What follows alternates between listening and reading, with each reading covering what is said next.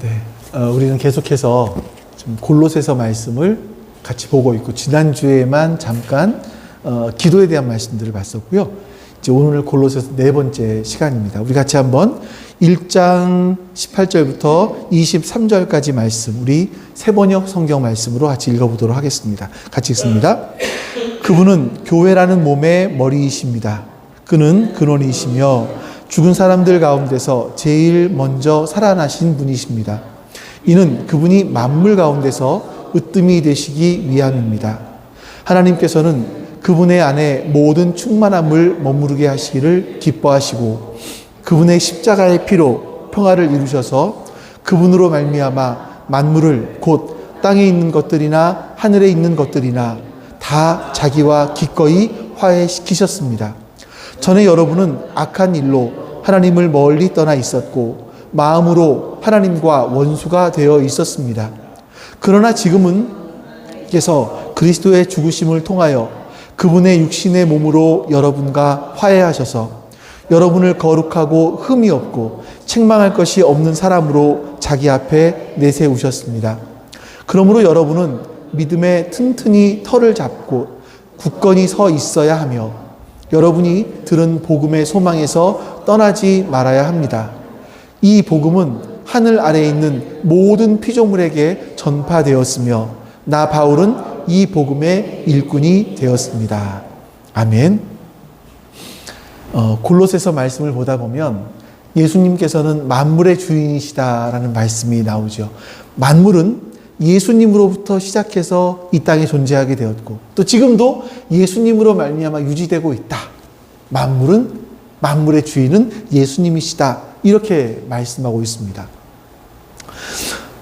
하나님께서 이 만물의 주인이신 예수님께 우리가 원래는 어둠 가운데 암흑 속에 살고 있었는데 그 암흑 속에 살고 있었던 우리들을 아들의 나라로, 이 만물의 주인이신 그 아들의 나라로 옮기셨다. 왜?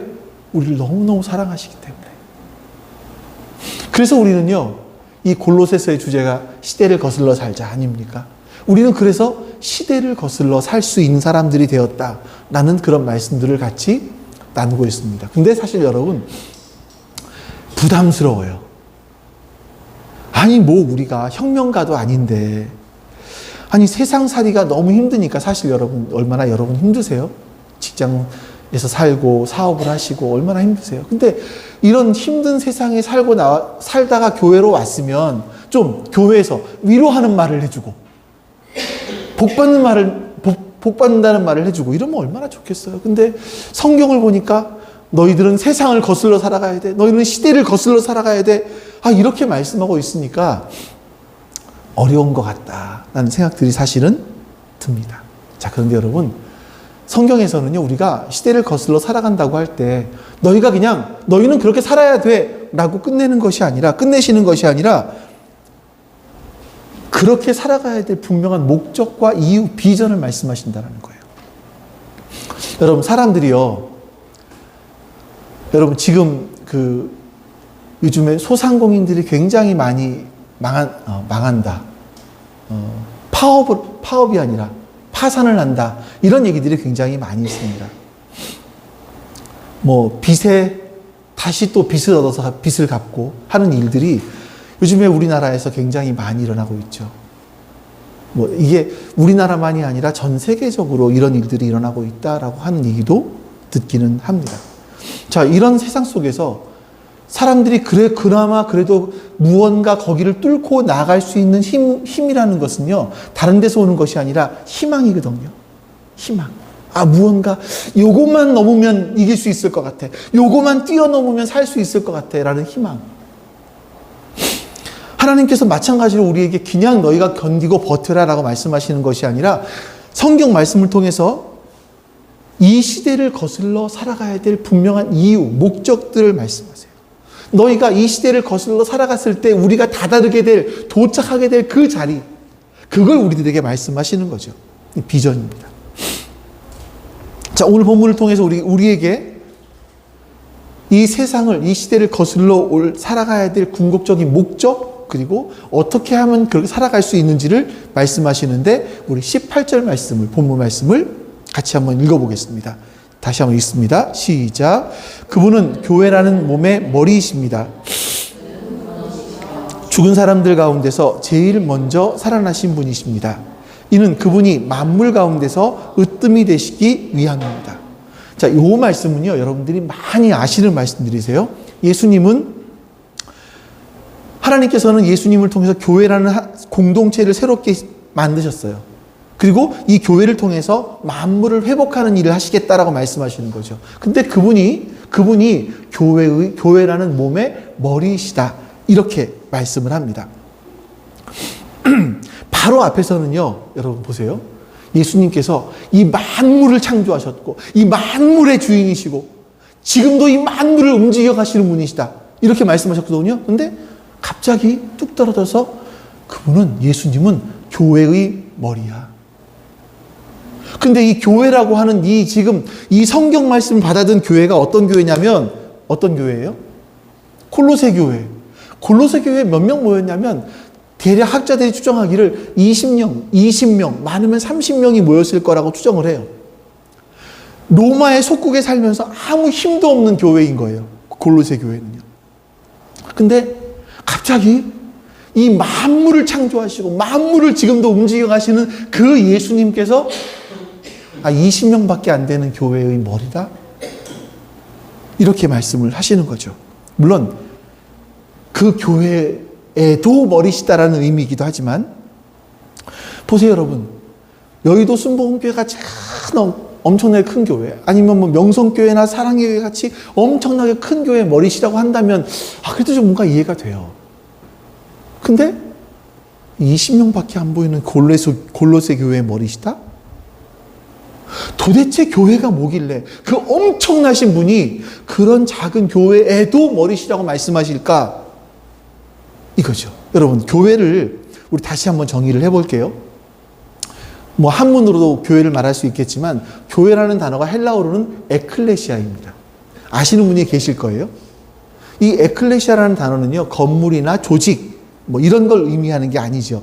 에클레시아라는 단어는 어디에 사용했냐면 어떤 목적을 가지고 모인 사람들이에요. 그래서 초대교회 헬라 사람들, 그리스 사람들은요, 야, 우리 오늘 그 모임에 갈까? 했을 때 우리 그 에클레시아 갈까? 이렇게 얘기했다라는 거예요. 이 성경의 예를 보시면 좀 더 쉽게 이해하실 수 있을 건데, 사도행전 19장에요. 바울이 에베소에 복음을 전한 것 때문에 에베소에서 폭동이 일어났습니다. 그 말씀이 이렇게 기록되어 있어요. 볼까요? 제가 읽어드릴게요. 여러분들이 여기서 에클레시아라는 단어를 찾아보시면 돼요. 극장 안에서는 더러는 이렇게 외치고 더러는 저렇게 외치는 바람에 모임은 혼란에 빠지고 무엇 때문에 자기들이 모여들었는지조차 알지 못하는 사람이 많았다. 여기서 에클레시아가 있어요. 맞습니다. 모임. 그러니까 이 에클레시아라는 단어는요, 어떤 특별한 목적을 가지고 모인 사람들의 모임인 거예요. 그러니까 교회라는 것은 뭐 건물, 조직 이런 게 아니라 어떤 특별한 목적을 가지고 모인 사람들이에요. 다시 말하면 우리는 예수님이라는 하나의 목적을 가지고 모인 사람들이 교회인 거예요. 이게 교회예요. 그래서 지난번에 본 말씀처럼 우리는 구속, 곧 죄사함을 받은 사람들이에요. 그래서 어두움의 나라에서 아들의 나라로 옮겨진 사람들이 모인 거예요. 이게 교회인 거예요. 예수님은요, 참 신기하게 이 어둠의 나라에서 아들의 나라로 모인 사람들의 모임을 몸으로 하시고 예수님은 거기에 머리가 되셨어요. 그러니까 교회가 존재할 수 있는 목적은요, 누구를 따라가는 거냐면, 교회는요, 목사 따라가는 것도 아니고 장로 따라가는 것도 아니고요, 교회는 예수님 따라서 하나님 따라 살아가는 곳, 그 말씀이 있고 그 말씀에 순종하는 사람들이 모인 곳이 교회예요. 아멘이세요? 교회는 그래야 돼요. 어떤 사람을 따라가기 시작하면 그 교회는 조직화되어지는 것이고요, 그 교회는 무너질 수밖에 없게 됩니다. 자, 근데 좀 이따 다시 말씀드리고, 근데 여러분, 이렇게 아까 말씀에서 보셨던 에클레시아라는 이 모임은요, 굉장히 사실 그 당시에는 위험한 말이었었습니다. 왜냐하면요, 당시에는요, 제우스 신 있지 않습니까? 그리스 신화에 보면 제우스 신 있잖아요. 이 제우스 신이 가장 큰 신이었고요. 이 제우스가 우주의 머리라고 생각을 했어요. 또 이 땅에서는 로마 황제가 이 땅의 신 중에서 머리라고 생각을 했어요. 근데 이 바울이 뭐라고 말하는 거냐면 제우스 신도 머리가 아니고 로마의 황제도 머리가 아니고 예수 그리스도가 머리야. 이런 거예요. 그러니까 이걸 더 쉽게 비유를 들어드리면 이런 거예요. 우리나라에서 우리나라 예를 든다면 예수님은 대통령이야. 이건 별로 그렇게 임팩트가 없어요. 왜냐하면 누가 대통령 요즘에 하고 싶어 하는 것 같지도 않아요. 욕만 먹는 거 뭐 하려고 하는 것 같지도 않은데 북한에서 예수님은 수령동지야. 이건 무슨 뜻이겠습니까? 이건 혁명이거든요. 반역이거든요. 똑같은 얘기. 북한 속에서 그런 것처럼. 그러니까 이 말이요, 여러분, 새로운 공동체의 특성을 보여주는 겁니다. 성경에서는요, 예수님이 그 교회라는 몸의 머리이시다. 머리는요, 몸을 사랑하고 아끼고 보호합니다. 몸은 머리의 명령을 듣고 순종합니다. 이게 교회라는 모습, 관계인 거예요. 그러니까 교회가 존재하는 방법은 단 한 가지예요. 예수님의 명령을 듣고 그 명령에 순종하느냐, 아니냐. 여러분 보세요. 직장에 가보시면 직장은 무엇 때문에 모입니까? 사람들이. 돈이라는 것 때문에 모이거든요. 돈을 주는 직장의 사장이 머리가 되고요. 돈이 목적으로 사람들은 모여요. 돈 때문에 움직여요. 근데 교회에 오시니까 돈을 받는 게 아니라 돈을 내요. 교회는 돈을 내면서 오는 곳이거든요. 근데 교회에 모인 사람들을 보면 사실요, 여러분, 욕하는 거 아니에요? 다 잘났어요. 정말 기본적으로 정말 다 자기 똑똑하고요. 세상에 경력도 많고요. 자기 주장도 굉장히 강하고요. 또 인간의 기본적인 모습 보면 인간들은 다 이기적이에요. 근데 어떻게 이런 사람들이 교회에 모여서 하나의 공동체를 이룰 수 있냐고요. 불가능하죠. 근데 이게 가능해지는 이유가 한 가지가 있는데 그게 뭐냐면 예수님이 그 공동체의 머리가 되셨을 때 그 공동체, 여기 지금 모인 사람들이 예수님의 명령을 따를 때 그 공동체는 유지가 되는 거예요. 그게 교회라는 겁니다. 여러분, 뿐만 아니라 이 몸은요, 상호 보완을 해줘요. 상호 의존해요. 자, 우리가, 제가 설교할 때, 제가 이제 그 유튜브로 저 설교하는 모습들을 간혹 보면, 왜 이렇게 손을 많이 움직이나 모르겠어요. 때로는 앞뒤로 가는 건 이해가 되는데, 손을 너무나 많이 움직이더라고요. 근데 제가 의도해서 움직이지 않거든요. 이번에는 이런 말을 할 때는 이렇게 들어야지, 저런 말을 저렇게 들어야지, 이런 생각 한 번도 안 합니다. 여러분들이 걸음을 걸어가실 때 왼발을 내미시면 어디가 갑니까? 오른발이 가잖아요. 왼발을 내미시면서 이번에는 오른손을 내밀어야지 생각하면서 걸으세요? 전혀 그런 거 없지만 자연스럽게 움직이지 않습니까? 그런 거예요. 교회는 그래서 서로 자기의 역할이 있고 그 역할이 자연스럽게 상호 의존하면서 움직여가는 곳이 바로 교회입니다. 그래서 예수님이 머리이실 때 교회는요, 불필요한 부분들이 없어요. 혹시 근데 이게 이런 건 있을 수 있습니다. 저같이 지금 제 몸에 불필요한 게 좀 많은 게 있어요. 지방은 에너지를 축적하고 배출하지 않거든요. 지방이 좀 많으면 이건 불편해요. 안 좋아요. 근데 지방도 일정량은 있어야죠. 지방이 교회로 비유하자면 뭐냐면 에너지 받아요. 근데 움직이지 않아. 그게 지방 같아요. 교회에서는 하나님의 은혜를 받지만 움직이지 않는 사람들. 이걸 지방에 비유할 수 있는 거예요. 지방도 분명히 있어야 돼요. 근데 이 지방이 많아지면 비만이 되는 것이고 비만은 생명의 위험성을 주기도 합니다. 근데 여러분, 진짜 이제 중요하게 몸에서 없어야 될 부분들이 있어요. 그게 뭐냐면 암이죠. 암세포. 암의 특징이 뭡니까? 암은요, 나 살기 위해 다른 사람을 죽이는 거예요. 나 살기 위해 다른 세포 죽이는 것. 이게 암세포의 특징 아닙니까? 마찬가지로 교회에서도 나 살자고 다른 사람 죽일 수 있어요. 목사도 나 살자고 다른 사람 죽일 수 있어요. 제가 이런 말씀을 좀 드리면 그렇지만 이제 교회에서 은퇴를 하시면서 원로 목사님들이 은퇴를 하시면서 자기 사시기 위해서 교회를 망가뜨리는 모습들을 너무나 많이 봤어요. 참 너무나 안타까운 모습들이죠. 어쩌면 그런 교회는 그 목사님이 암일 수도 있는 거예요. 자기 살자고 어떤 장로님이 자기 살자고 교회를 망친다면 그 장로님이 암이 될 수도 있겠죠. 그러니까 암이 뭐냐면 그리스도의 몸에 속해 있었지만 머리에 순종하지 않는 사람들, 교회로 말하면. 자, 여러분, 여기까지는 아마 여러분들이 좀 많이 들으셨을 말씀드릴 거예요. 자, 그런데 이 정말 이 다음에 엄청난 내용의 말씀들이 숨어 있습니다. 우리 한번 18절 말씀 다시 한번 보여줄래요? 이 말씀에서 보시면 그분은 교회라는 몸의 머리이십니다. 이렇게 말씀하고 나서 그는 근원이시며 죽은 사람들 가운데서 제일 먼저 살아나신 분입니다. 이렇게 말씀을 하죠. 이거는 15절에서 봤던 말씀과 똑같은 단어예요. 첫 번째 아들. 첫 아들이다. 죽은 사람들 가운데서 먼저 살아나신 첫 번째 아들이다. 자, 예수님이 살아나신 이유가 뭡니까? 그 이유가 뭐라고요? 하나님께서 어떤 목적 갖고 계신 거예요. 예수님께서 죽은 사람들 가운데 제일 먼저 살아나신 이유가 뭐라고요? 이는 그분이 만물 가운데서 으뜸이 되시기 위함이다. 여러분 보세요. 하나님께서 이 천지 만물을 창조하셨어요. 하나님은 창조주이셨어요. 그때 하나님은 창조주이시고 모든 만물들은 피조물이었어요. 이게 으뜸과 피조물의 관계인 거예요. 근데 지금 어떻게 됐습니까? 모든 만물들이 하나님을 배반하고 하나님을 떠났습니다. 암흑 가운데 거해 있었어요. 이놈들이 하나님 말씀을 안 듣고 하나님을 배반한 거예요. 근데 하나님이 뭐라고 말씀하시냐면 다시 회복하시겠다. 감사합니다. 뭐 잘하고 있다는 얘기죠, 집사님? 잘하고 있다는 얘기죠? 네. 자, 예수님께서 만물 가운데 으뜸이 되시겠다. 이렇게 말씀하고 있는 겁니다.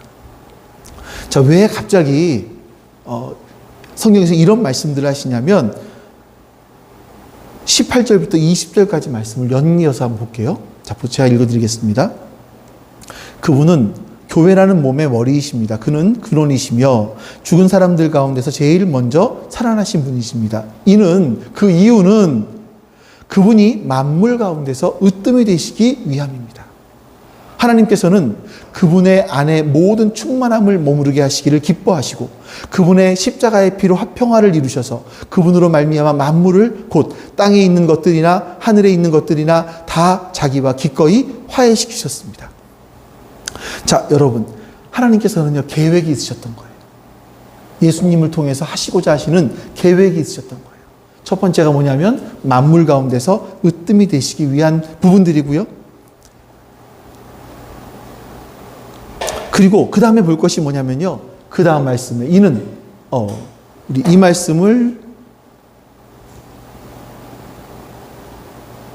여기 이 말씀을 여기 줄에서 그분의 십자가의 피로 평화를 이루시는 거예요. 자, 여러분 이 말씀을 잘 보세요.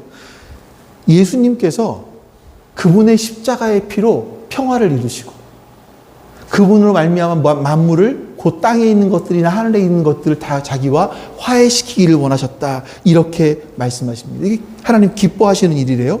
자, 이게 제가요, 여러분 이 말씀을 볼 때 사실은요 잘 이해가 안 됐어요. 처음에. 옛날에는요. 이게 뭐냐면요. 보세요. 여러분 십자가의 피의 효력은 뭐예요? 예수님이 십자가에 달려 돌아가신 이유는 뭐죠? 나 같은 사람, 우리 인간들 구원하시려는 거잖아요. 그렇잖아요. 예수님 십자가의 죽으심으로 말미암아 하나님을 떠나 있던 내가 하나님과 다시 화해하게 되고 하나님께로 나가서 구원받은 자가 되는 것이 십자가의 효력이잖아요. 자, 그런데 여기서는 뭐라고 말씀합니까? 십자가의 피로 평화를 이루셔서 그분으로 말미암아 뭐가 화해가 돼요? 만물, 땅에 있는 것들이나 하늘에 있는 것들이나 다 하나님과 화해하기를 기뻐하신다. 이렇게 말씀하고 있어요. 여러분, 이거 제가 여러분 되게 사실은요, 굉장히 쉽게 한다고 쉽게 하는 건데, 그래도 어려우시죠? 네. 다음 주엔 더 노력해 보겠습니다. 더 간단하게. 자, 이 만물을 보세요. 이 만물이 뭔가? 하나님 예수님께서 그 십자가의 피로 말미암아 평화를 이루셔서 회복시키기 원하시는 그 만물이 뭔지를 한번 보셔야 돼요. 우리 한번 16절 말씀 볼까요? 지지난주에 봤던 말씀. 만물이 그분 안에서 창조되었습니다. 만물이. 그 만물이 뭡니까? 하늘에 있는 것들과 땅에 있는 것들, 보이는 것들과 보이지 않는 것들, 왕권, 주권, 권력, 권세, 할 것 없이 모든 것. 이 모든 것들이 그분으로 말미암아 창조돼요. 이게 만물이라는 거예요. 하나님께서는요, 이 만물을 원래 하나님께서 창조하셨던 그 창조의 자리, 하나님은 창조주이시고 그 모든 피조물은 하나님의 말씀을 듣는 그 자리로 돌아가도록 하게 하시기 위해서 예수님이 십자가에서 피 흘려 주셨다라고 말씀하고 있는 거예요. 이게 예전에 제가 알고 있었던 것과 사실은 이 말씀들이 잘 처음에는 이해가 안 됐거든요. 그래서 제가 보니까 2006년도인가 골로새서를 한번 한 적이 있었어요. 그때는 이 말씀을 어물쩍 넘어갔었습니다. 이해가 안 됐기 때문에. 근데 아들의 피로 말미암아 평화를 이루심으로 이 만물이 뭐예요? 하늘에 있는 것들, 땅에 있는 것들, 보이는 것들, 보이지 않는 것들, 왕권, 주권, 권력, 권세, 이 모든 것들을 회복시키셨대요. 하나님과. 여러분, 평화라는 게 다시 아까 말씀 좀 보여줄래요? 여기서 보면 평화를 이루셔서 예수님이 십자가의 피로 말미암아 평화를 이루셔서 평화라는 게 뭡니까? 공존할 수 있다는 거예요. 함께 할 수 있다는 거예요. 함께 평안이 있을 수 있는 관계. 그러니까 원래 여러분 빛과 어둠이 함께 있을 수 없잖아요. 하나님과 이 어둠이 함께 있을 수 없잖아요. 근데 하나님께서 화해를 하셔서 함께 있도록 해주셨다. 그래서 하나님의 평화가 샬롬이 거기 임하게 해주셨다라고 말씀하는 겁니다. 자, 조금 더 생각을 넓혀볼게요. 다시 16절 말씀. 네.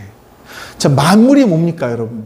만물은요, 이 나무, 이 지구에 있는 물, 강, 이런 산, 이런 것들만 말씀드리는 것이 아니에요. 여기서 이 말씀 보시니까 만물이 뭐냐면, 다시요, 왕권, 주권, 권력, 권세, 이 모든 것들이 만물이란 말이에요. 그러니까 이걸 조금 더 생각을 해보면, 지금 세상을 쥐락펴락하고 있는 거대한 자본, 돈, 거대한 기업들, 정권들, 우리의 삶을 완전히 지배하고 있는 어떤 기술 문명, 우리의 상상력을 발전시키기도 하는 어떤 예술, 문화, 이런 모든 것들을 다 포함하고 있는 게 만물이에요. 하나님은요, 여러분 원래 인간 세상에 돈이 오면서 이 돈이 제대로 쓰여짐으로 말미암아 하나님께 영광 돌리기 원하셨어요. 하나님은요, 이 땅에 정치가 세워지면서, 정치인들이 세워지면서 이 정치인들을 통해서 하나님의 공의와 정의가 실현되기를 원하셨어요. 이게 하나님께서 원래 목적이란 말이에요. 이 인간의 기술이 발달되면서 하나님의 영광을 드러내길 원하셨어요. 근데 이것들이 전부 다 하나님을 떠나서 암흑 속에 들어가게 된 거죠. 근데 예수님은 그 십자가의 피로 말미암아 이 암흑 속에 있던 이 모든 것들, 왕권, 주권, 권력, 권세, 이 모든 것들을 다시 회복시키기를 원하신다. 하나님께서 화해하길 원하신다라고 말씀하세요. 자, 이게 참 여러분 웃긴 게 뭐냐면, 하나님께서 이 화해한다는 건 뭐예요? 야, 우리 예은아, 아빠랑 화해하자. 이러면 뭐예요? 나도 잘못한 것이 있고 예은이 잘못한 것이 있어서 서로 간에 한 발씩 양보하고 화해하는 걸 말하는 거잖아요. 근데 그게 아니라 하나님께서 우리 인간들에게 뭘 잘못하신 게 있어요? 없어요. 근데 하나님께서는요, 인간들에게 뭘 손을 내미신 거예요. 네, 우리와 나와 화해하자 하시면서 손을 내미신 거죠. 이것으로 말미암아 하나님께서 원래 창조하시면서 내가 보기에 참 좋았다 한 그 상태로 회복하시겠다는 거예요. 이게 하나님께서 하나님께서 예수 그리스도의 십자가의 피로 말미암아 우리에게 하시려고 했던 바로 그런 일들인 겁니다. 그러니까 여러분, 우리가 구원에 대한 개념들을 조금 더 생각을 조금 넓히셔야 돼요. 예전에는 구원을 예수님이 십자가의 피로 말미암아 나 같은 사람 구원하신 거 맞습니다. 나 구원하셨습니다. 근데 이것만으로 끝나는 것이 아니고요. 이 우주도 회복하시길 원하시고요. 이 모든 만물을 회복하기를 원하세요. 이 예수님의 십자가의 공로로 말미암아 이 모든 만물이 원래의 자리로 돌아가기를 하나님은 원하신다는 거예요. 네. 자, 여러분들의 표정을 보면서 이걸 어떻게 풀어나가야 되나? 어떻게 풀어나가야 되지? 이거를 하는 생각들이 들어요. 자, 조금만 더 보겠습니다. 자, 21절부터 23절 말씀에 보시면 하나님께서는요, 이렇게 만물을 회복하시기 위한 하나의 공동체를 세우셨어요. 그 교회라고 말씀하시는데, 우리 말씀 읽어볼게요. 같이 한번 읽어봅니다. 전에 여러분은 악한 일로 하나님을 멀리 떠나 있었고, 마음으로 하나님과 원수가 되어 있었습니다. 그러나 지금은 하나님께서 그리스도의 죽으심을 통하여 그분의 육신의 몸으로 여러분과 화해하셔서 여러분을 거룩하고 흠이 없고 책망할 것이 없는 사람으로 자기 앞에 내세우셨습니다. 그러므로 여러분은 믿음에 튼튼히 털을 잡아 굳건히 서 있어야 하며 여러분이 들은 복음의 소망에서 떠나지 말아야 합니다. 이 복음은 하늘 아래에 있는 모든 피조물에게 전파되었으며 나 바울은 이 복음의 일꾼이 되었습니다. 이 말씀에 보니까요, 나라는 한 인간, 그리고 우리들의 과거와 현재와 미래가 어떠했는지가 나와요.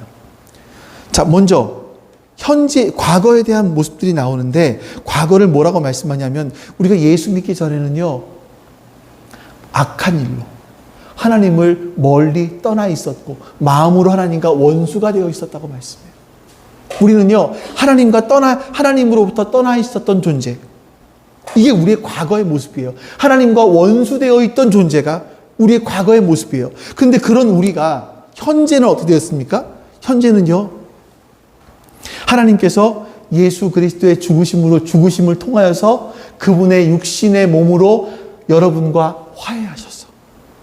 하나님과 우리 간에 화해가 일어나서 이렇게 되었다는 거예요.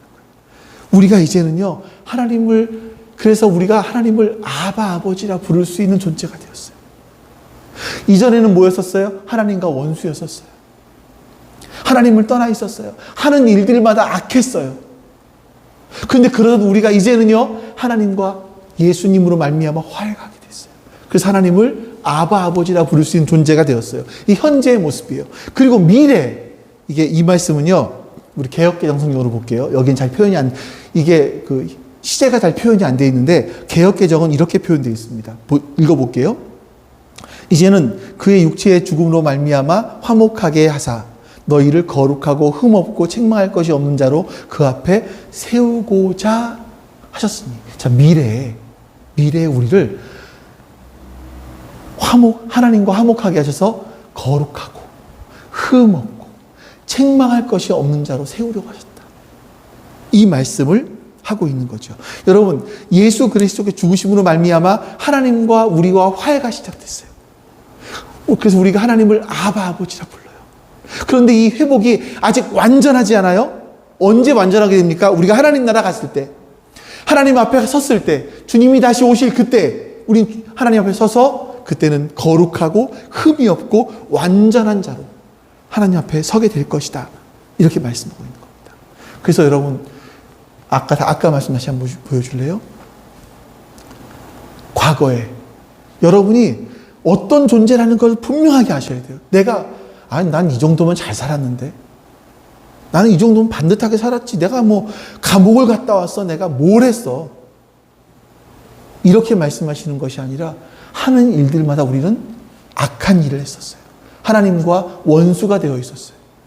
근데 그런 우리가 예수 그리스도의 십자가의 보혈의 공로로 말미암아 그 죽으심으로 말미암아 하나님과 화해하게 됐어요. 그래서 우리는 하나님을 아버지라 부를 수 있게 되었죠. 그리고 미래에 어떻게 됩니까? 우리가 거룩하고 흠이 없고 책망할 것이 없는 사람으로 주님이 다시 오실 그때 하나님 앞에 서게 될 거예요. 이게 우리의 소망인 겁니다. 자, 여러분, 이것들이 되려면요, 이것이 우리 가운데 이루어지려면 이 회복이 완성되기 위해서는요, 조건이 필요하다고 말씀해요. 우리 23절부터인데 개역개정 성경으로 또 보겠습니다. 22절, 23절 설명드리면서 볼게요. 자, 이제는 그의 육체의 죽음으로 말미암아 화목하게 하사 너희를 거룩하고 흠없고 책망할 것이 없는 자로 그 앞에 세우고자 하셨으니, 보세요. 세우고자 하셨으니 만일 하나님께서 이렇게 세우려고 하셨대요. 근데 만일 너희가 믿음에 거하고, 첫 번째, 터 위에 굳게 서고, 두 번째, 세 번째, 너희가 들은 바 복음의 소망에서 흔들리지 않으면 그렇게 될 거다 이거예요. 자, 여러분, 지금 이게 저는 여러분 감리교나 성결교나 또 장로교나 이런 교리를 말씀드리는 게 아니에요. 성경에 있는 말씀들을 여러분께 드리는 거예요. 자, 다시 보세요. 이제는 예수님의 육체의 죽음으로 말미암아 하나님과 화목하게 됐어요. 너희가 미래에 거룩하고 흠없고 책망할 것이 없는 자로 하나님 앞에 서게 될 거예요. 그런데 그러기 위해서는 첫 번째 뭐가 필요합니까? 믿음에 거하고, 두 번째 터 위에 굳게 서고, 세 번째 너희가 들은 바 복음의 소망에서 흔들리지 않으면 그렇게 될 거야. 이런 말씀들을 하고 있는 거죠. 그래서 여러분, 이 말씀들을 참 잘 새겨 들으셔야 돼요. 우리가 구원의 확신이 흔들리지 않는다. 너무 좋은 거, 중요한 겁니다. 근데 성경에 보시면요, 우리가 구원의 완성을 위해서 우리가 해야 될 몫이 있다라고 말씀하시는 거예요. 분명하게 말씀하시죠. 세 가지 조건인데 좀 더 세밀하게 보겠습니다. 첫 번째 뭐냐면 믿음 안에 거해라. 이 믿음 안에 거한다라는 건 여러분 어떤 의미인가 하면요, 여러분 거한다라는 것은요, 견디어낸다라는 뜻이고요. 믿음이라는 것은요, 여러분 믿음이 뭐죠? 하나님의 말씀에 대한 인격적인 반응인 거예요. 믿음이라는 건 이것이 하나님의 말씀이 옳습니다 하고 내가 그 말씀에 대해서 인격적으로 반응하는 거예요. 이게 믿음인 거예요. 그래서 믿음에 거한다라고 했을 때 하나님께서 말씀하신 그 복음이 진짜 맞습니다 하고 살아가는 거예요. 그게 믿음 안에 거하는 거예요. 이렇게 말씀드려 볼게요. 어떨 때는요, 우리가 나는 하나님 사랑을 받지 않는 사람 같기도 해요. 어떨 때는요, 나 자신이 너무나 별 볼 일 없는 사람 같기도 해요. 그냥 세상에 나 혼자 있는 것 같기도 하고요. 어떤 이런 마음이 들 때가 있을 수 있잖아요. 이럴 때 성경 말씀을 딱 붙잡는 거예요. 아니잖아. 이 말씀에서처럼 예수 그리스도께서 그 육체의 죽으심으로 말미암아 하나님과 나를 화해시키셨잖아. 내가 그래서 이제는 하나님을 아버지라 부를 수 있잖아. 하나님은 나의 강력한 보호자 되시잖아. 이 말씀을 붙드는 거예요. 이게 믿음에 거하는 거예요. 응? 또 자꾸 우리가 살다 보면 옆집 사람과 비교가 되잖아요. 친구들과 비교가 되잖아요. 이렇게 비교가 되면서 나는 좀 형편없는 것 같아. 나는 좀 쪼잔해 보이고 쓸모없는 인간인 것 같아. 이럴 때 예수님께서 내 속에 새로운 일을 시작하셔서 나를 특별한 존재로 만들어주셨는데, 내 인생은 분명히 하나님 때문에 살아야 될 이유가 있어. 이 말씀을 붙잡고 견디고 버티는 거예요. 이게 믿음에 거하는 거예요. 믿음에 거한다라는 것은 내 강한 어떤 의지를 가지고 버텨낸다 이런 것이 아니라 이 복음의 말씀을 붙잡고 그것이 나에게 가지고 와서 이 말씀이 내 마음 안에 실제가 되게 해서 버텨내는 거죠. 이 진리를 붙잡고 살아가는 겁니다. 이게 첫 번째예요. 두 번째는요, 터 위에 굳게 서는 겁니다. 이 말씀을 딱 보면 뭐가 생각나냐면 예수님께서 이런 말씀 하셨죠. 홍수가 났을 때 모래 위에 지은 집은 쓸려 내려가지만 반석 위에 지은 집은 쓸려 내려가지 않는다. 이런 말씀 있지 않습니까? 그 말씀이 생각이 나요. 이 로마라고 하는 그 황제가 지배하는 그 시대에 골로새에 있는 20명, 30명밖에 안 되는 그 작은 교회, 힘이 하나도 없어요. 세상을 거스를 만한 힘이 하나도 없어요. 이럴 때에 예수님이 우리의 터가 되지 않으면 흔들릴 수밖에 없거든요. 이 골로새 교회 성도들은 이걸 너무나 잘 알고 있었던 겁니다. 우리가 예수님 위에 서지 않으면, 그 말씀 위에 서지 않으면 우리는 무너질 수밖에 없다는 걸 분명하게 체감하고 있었겠죠. 세 번째, 너희가 들었던 복음의 소망에서 떠나지 말아야 된다. 이 소망이 뭡니까? 예수님께서 다시 오실 때 만물을 회복시키실 것이다. 너희가 그 터를 잡고 굳건하게 서 있으면, 너희가 들은 복음의 소망에서 흔들리지 않으면 너희의 미래는 완벽하게 회복될 것이다. 이 소망을 붙들고 살아가는 것을 말합니다. 우리가 이 땅을 살아가면서 때때로 낙심도 할 수 있고요. 어려운 일도 겪을 수 있습니다. 그런데 이 복음을 붙들고 실제로 살아가는 거예요. 여러분, 이것이 신앙 생활입니다. 하나님께서는요, 예수님께서는요, 이 땅에 교회를 만드시고요. 이 교회가 이렇게 하나님의 말씀대로 회복되어져 가는 어떤 모델로 삼으신 거예요. 골로새 교회 20명밖에 안 돼요. 30명밖에 안 돼요. 근데 이 작은 숫자를 이 골로새라는 지역, 30만 명이 사는 그 지역에 하나의 모델로 세워놓으신 거예요. 회복의 모델로. 그래서 여러분, 교회는 친목단체가 아니에요. 교회는 서로 이렇게 부주금 내고 받고 이런 단체가 아니에요. 교회는요, 서로 사랑하는 것을 배워가는 것이 교회예요. 그리고 교회는요, 머리이신 예수님께 순종하는 것이 어떤 것인지를 배워가는 것이 교회예요. 지체들 간에 서로 연합하고 서로 상호 존중하고 이름으로써 하나로 묶여가는 것을 배우는 것이 교회예요. 교회는 머리이신 예수님의 말씀에 순종할 때 교회가 유지될 수 있는 겁니다. 아니라면 상황에 따라 커질 수는 있어요.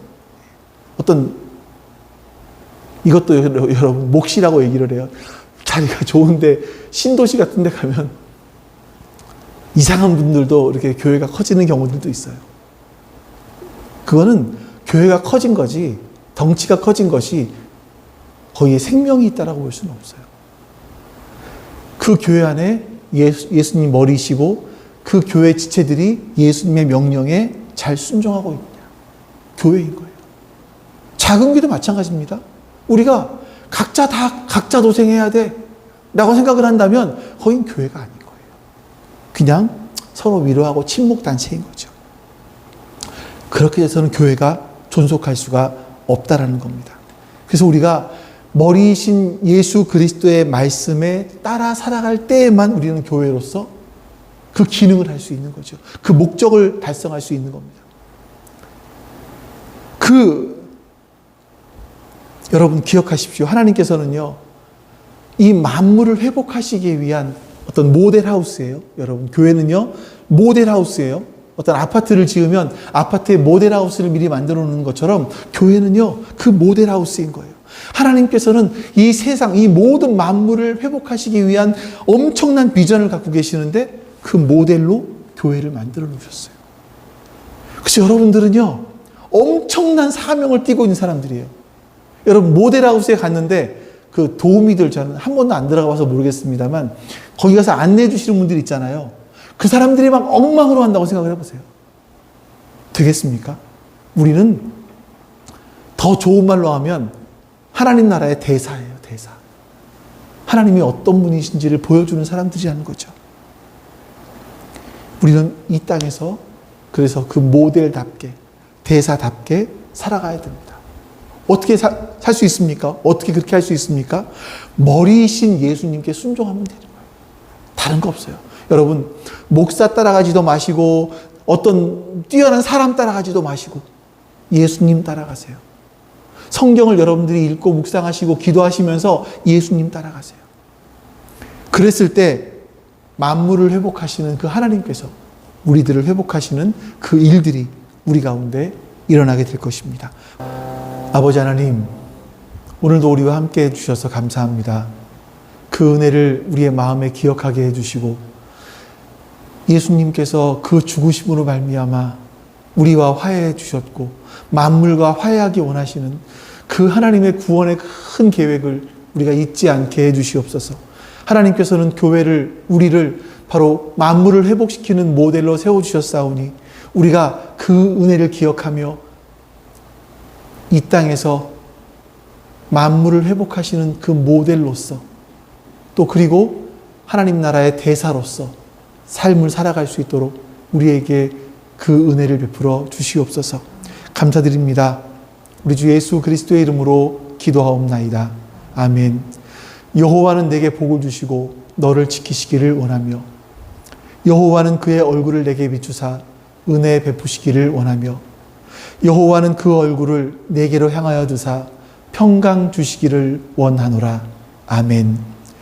이제는 우리에게 생명을 주시기 위하여 이 땅에 오셔서 죽으신 우리 주 예수 그리스도의 은혜와 그 아들을 우리에게 보내주셔서 우리를 암흑의 나라에서 아들의 나라로 옮겨주신 아버지 하나님의 사랑하심과 그 사랑을 깨닫게 해주시는 성령 하나님의 내주하심, 교통하심이 지금 주 앞에 모여 예배드린 모든 하나님 백성들 머리 위에 지금부터 영원토록 함께 하시기를 간절히 축원하옵나이다.